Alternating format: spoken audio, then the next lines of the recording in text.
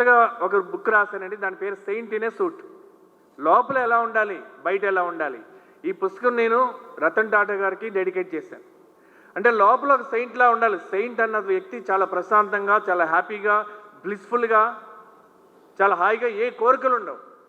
లోపల అలాగే ఉండాలి. ఎందుకంటే మనం ఇక్కడ ఉండిపోయే వాళ్ళమే కానీ ఉండిపోయే వాళ్ళం కాదు. మనకి అపార్ట్మెంట్ కొని మన ఫ్లాట్ మంది అనుకుంటాం. మన అందరికీ తెలిసిందే. సీలింగ్ మంది కాదు, ఫ్లోరింగ్ మంది కాదు, యూడిఎస్ కనపడదు. సో ఒక స్పేస్ని తీసుకుంటాం మనం. సో ఫైనైట్ అండ్ ఇన్ఫైనైట్ రెండు విషయాలు ఉంటాయి. Body is finite and our soul is infinite.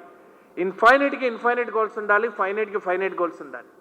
So లోపల సెయింట్లా ఉండాలి. అంటే మన యొక్క పర్పస్ ఆఫ్ లైఫ్ ఏంటి అందరికీ తెలిసి ఎప్పుడు పుట్టారో, చాలా కొందరికే తెలిసి ఎందుకు పుట్టారు, మన కంపెనీ ఎందుకు ఉంది అన్న విషయం ముందు మనకు తెలియాలి. The moment you know that why you exist, why your company exist, why are you doing this project, దానికి ఒక పర్పస్ కనుక మీకు టచ్ అయితే, సో దెన్ ఆబ్వియస్గా మీ టీంకి కూడా అదే విషయాన్ని మీరు చెప్పగలిగితే, దెన్ వాళ్ళు కూడా నమ్మితే, దెన్ అది కస్టమర్కి చేస్తే అది ఎలా అవుతుందంటే, when you know your why you have a purpose. When your team knows the why, it becomes a mission. When your customer believes in your why, that becomes a movement.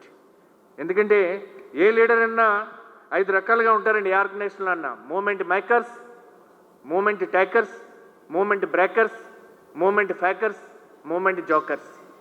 So ఇద్దరే ఆర్గనైజేషన్కి ఉపయోగపడతారు, moment makers and moment takers. So ఒకరు initiative తీసుకుని ఆ land మాట్లాడి, so దానికి advance ఇచ్చి, దానికి ఎక్కడో చోట ఫండ్ రైజ్ చేసి, పర్మిషన్కి అప్లై చేసి, అన్ని రకాల ట్యాక్సులు కట్టి, సో అది వచ్చిన తర్వాత దాన్ని ఒక టీం తయారు చేసి ప్రాజెక్టులో మార్కెట్లో పెట్టి ఒక 1-2 ఇయర్స్కి మార్కెట్లో మొదలై తిరిగి మళ్ళీ మనం ఒక ప్రీ లాంచ్ చేసి రెరా లేకుండా చేసి అంత మనం చేయలేం కనుక, క్రెడై సభ్యులేం కనుక, సో ఆ టైం వరకు వెయిట్ చేసి ఇంట్రెస్ట్లు కట్టి, సో ఆ బిల్డింగ్ ఈ రోజు అనుకున్న రేటుకి ప్రీ లాంచ్లో కొంత అమ్మి, రెరా రాగానే కొంత అమ్మి, ఫైనల్గా వచ్చేటప్పటికి యావరేజ్ ఇంత రేటు రావాలి అని అనుకున్నప్పుడు ఆ రేటు రాకపోతే అమ్మకుండా ఉండలేం, అలాంటి క్యాష్ ఫ్లో లేకపోతే మనం ముందుకు పోలేం. సో అంటే ఒక డెలివరీ అయిన రోజుని తన ఫ్లాట్ని కస్టమర్ చాలా ఆనందపడతాడు, కానీ ఒక బిడ్డను చూసి తండ్రి చాలా ఆనందపడతాడు. ఎందుకంటే తండ్రి పని చాలా తక్కువ, తల్లి పని మాత్రం 9 నెలలు ఆ బిడ్డని ఆ ప్రాసెస్ చేసినటువంటిది ఎంత తపన ఉంటుందో ఒక బిల్డర్ తల్లి లాంటి వాడని నేను అనుకుంటాను.